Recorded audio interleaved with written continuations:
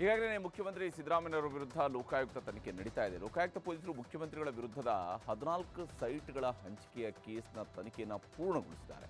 ನಾಳೆ ಕೋರ್ಟ್ಗೆ ತನಿಖಾ ವರದಿ ಸಲ್ಲಿಸುವಂಥದ್ದು ಕೂಡ ಬಹುತೇಕ ಫೈನಲ್ ಆಗಿದೆ. ಇದರ ಮಧ್ಯೆ ಮೂಡಾ ಕಚೇರಿಯಲ್ಲಿದ್ದಂತಹ ಪ್ರಮುಖ ದಾಖಲೆಗಳನ್ನು ಸಚಿವ ಭೈರತಿ ಸುರೇಶ್ ಅವರು ಕದ್ದೊಯ್ದಿದ್ದು ಅದರ ಬಗ್ಗೆ ತನಿಖೆ ನಡೆಸಬೇಕು ಅಂತ ದೂರುದಾರರು ಆಗ್ರಹಿಸಿದ್ದಾರೆ. 140 ಕಡತಗಳನ್ನು ತಗೊಂಡೋಗಿದ್ದಾರೆ. ಒಂದು ವೇಳೆ ಆ ರೀತಿ ಕಂಡು ಬಂದರೆ ಕ್ರಮ ತಗೊಳ್ತಾರೆ. ಸಿಎಂ ಸಿದ್ದರಾಮಯ್ಯ ವಿರುದ್ಧ ಮೂಡಾ ಹಗರಣ ಕೇಸ್. ನಾಳೆ ಕೋರ್ಟ್ಗೆ ಲೋಕ ತನಿಖಾ ವರದಿ ಸಲ್ಲಿಕೆ. ಮೂಡಾ ಮೈಸೂರು ನಗರಾಭಿವೃದ್ಧಿ ಪ್ರಾಧಿಕಾರದಲ್ಲಿ ನಡೆದಿದೆ ಎನ್ನಲಾಗಿರುವಂತಹ ಸೈಟ್ ಹಂಚಿಕೆ ಹಗರಣ ಸಿಎಂ ಸಿದ್ದರಾಮಯ್ಯ ಕುಟುಂಬಕ್ಕೆ ದೊಡ್ಡ ಕಂಟಕವನ್ನ ತಂದಿದೆ. ಮುಡಾದಿಂದ ಪತ್ನಿ ಪಾರ್ವತಿಗೆ ಹಂಚಿಕೆ ಆಗಿದ್ದಂಥ 14 ಸೈಟ್ಗಳಲ್ಲಿ ಸಿದ್ದರಾಮಯ್ಯರ ಪ್ರಭಾವ ಇದೆ ಅಂತ ಗಂಭೀರ ಆರೋಪ ಇದೆ. ಈ ಹಗರಣವನ್ನ ಲೋಕಾಯುಕ್ತ ತನಿಖೆ ನಡೆಸ್ತಾ ಇದ್ದು ಕ್ಲೈಮ್ಯಾಕ್ಸ್ ಹಂತಕ್ಕೆ ಬಂದು ನಿಂತಿದೆ.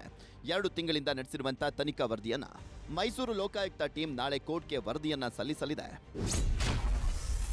ಮುಡಾ ಹಗರಣದಲ್ಲಿ ಮೊದಲ ಆರೋಪಿಯಾಗಿರುವಂತಹ ಸಿಎಂ ಸಿದ್ದರಾಮಯ್ಯ, A2 ಸಿಎಂ ಪತ್ನಿ ಪಾರ್ವತಿ, A3 ಸಿಎಂ ಬಾಮೈದನ ಮಲ್ಲಿಕಾರ್ಜುನ ಸ್ವಾಮಿ ಹಾಗೂ ಜಮೀನು ಮೂಲ ಮಾಲೀಕ ದೇವರಾಜು 4ನೇ ಆರೋಪಿಯಾಗಿದ್ದು ಇವರೆಲ್ಲರನ್ನ ಲೋಕಾಯುಕ್ತ ಟೀಮ್ ವಿಚಾರಣೆ ಮಾಡಿದೆ.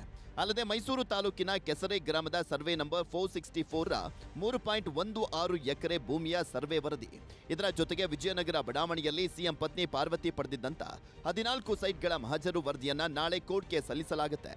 ಭೂಮಿ ಮಾರಾಟ ಹಾಗೂ ಸೈಟ್ ಹಂಚಿಕೆಗೆ ಸಂಬಂಧಪಟ್ಟಂತೆ ಮೂಡಾದ ದಾಖಲೆಗಳ ಪರಿಶೀಲನೆ, 2004ರಲ್ಲಿ ನಗರಾಭಿವೃದ್ಧಿ ಸಚಿವರಾಗಿದ್ದಂಥ ಬಚ್ಚೇಗೌಡರ ವಿಚಾರಣೆ, ಹಿಂದಿನ ಮೂಡಾದ ಆಯುಕ್ತರಾಗಿರುವಂಥ ನಟೇಶ್ ಮತ್ತು ಪಾಲಯ್ಯರ ಹೇಳಿಕೆಗಳನ್ನು ತನಿಖಾ ವರದಿಯಲ್ಲಿ ಉಲ್ಲೇಖ ಮಾಡಲಾಗಿದೆ.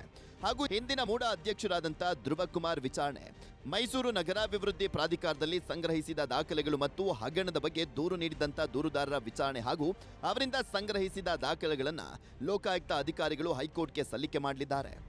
ಎಫ್ಐಆರ್ ದಾಖಲಾದ ದಿನದಿಂದ ಹಿಡಿದು ಈವರೆಗೂ ನಡೆಸಲಾಗಿರುವಂತಹ ತನಿಖೆಯನ್ನ ಎಸ್ಪಿ ಉದೇಶ್ 400ಕ್ಕೂ ಹೆಚ್ಚು ಪುಟಗಳ ವರದಿಯನ್ನ ಸಿದ್ಧಪಡಿಸಿದ್ದಾರೆ. ಲೋಕಾಯುಕ್ತ ಪರ ವಕೀಲ ವೆಂಕಟೇಶ್ ಹರಭಟ್ಟಿ ಹೈಕೋರ್ಟ್ಗೆ ಚಾರ್ಜ್ ಶೀಟ್ ಸಲ್ಲಿಸಲಿದ್ದಾರೆ.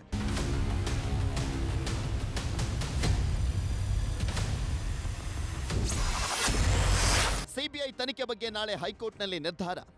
ಇನ್ನು ಲೋಕಾಯುಕ್ತ ತನಿಖೆಯಿಂದ ಮೂಡಾ ಹಗರಣದ ಸತ್ಯಾನುಸತ್ಯತೆ ಹೊರಬರಲ್ಲ. ಹಾಗಾಗಿ ಸಿಬಿಐ ಮೂಲಕ ತನಿಖೆ ನಡೆಸುವಂತೆ ಕೋರಿ ದೂರುದಾರ ಸ್ನೇಹಮಯಿ ಕೃಷ್ಣ ಹೈಕೋರ್ಟ್ಗೆ ಅರ್ಜಿಯನ್ನ ಸಲ್ಲಿಸಿದ್ರು. ಈಗಾಗಲೇ ಅರ್ಜಿ ವಿಚಾರಣೆ ನಡೆಸಿರುವಂತಹ ಹೈಕೋರ್ಟ್ ಸಿಬಿಐಗೆ ಕೊಡಬೇಕಾ ಬೇಡವಾ ಅನ್ನುವ ಬಗ್ಗೆ ನಾಳೆ ತೀರ್ಪನ್ನ ಪ್ರಕಟ ಮಾಡಲಿದೆ. ಮುಡಾದಿಂದ ದಾಖಲೆ ಕದ್ದರಂತೆ ಸಚಿವ ಭೈರತಿ ಸುರೇಶ್. ಲೋಕಾಯುಕ್ತ ರೇಡ್ಗೂ ಮುನ್ನವೇ ಮೂಡಾ ಕಚೇರಿಗೆ ಬಂದಿದ್ದಂತ ಸಚಿವ ಭೈರತಿ ಸುರೇಶ್ 140 ದಾಖಲೆಗಳನ್ನ ಕದ್ದಿದ್ದಾರೆ ಅಂತ ಸ್ನೇಹಮಯಿ ಕೃಷ್ಣ ಗಂಭೀರ ಆರೋಪವನ್ನು ಮಾಡಿದ್ದಾರೆ. ತನಿಖೆಯಲ್ಲಿ ಎಲ್ಲವೂ ಬಹಿರಂಗ ಆಗತ್ತೆ ಕಾಯಿರಿ ಅಂತ ಸ್ನೇಹಮಯಿ ಕೃಷ್ಣಗೆ ಗೃಹ ಸಚಿವ ಪರಮೇಶ್ವರ್ ಟಾಂಗ್ ಕೊಟ್ಟಿದ್ದಾರೆ. ಭೈರತಿ ಸುರೇಶ್ ತಮ್ಮ ಅಧಿಕಾರದಲ್ಲಿ ದಿಢೀರ್ ಅಂತೇಳಿ ಮೈಸೂರು ನಗರಾಭಿವೃದ್ಧಿ ಪ್ರಾಧಿಕಾರಕ್ಕೆ ಬಂದು ಇಲ್ಲಿದ್ದಂಥ 140 ಕಡತಗಳನ್ನು ತಗೊಂಡೋಗಿದ್ದಾರೆ ಅಂತೇಳಿ ಮಾಧ್ಯಮ ಮೂಲಕ ತಿಳಿದು ಬಂದಿದೆ.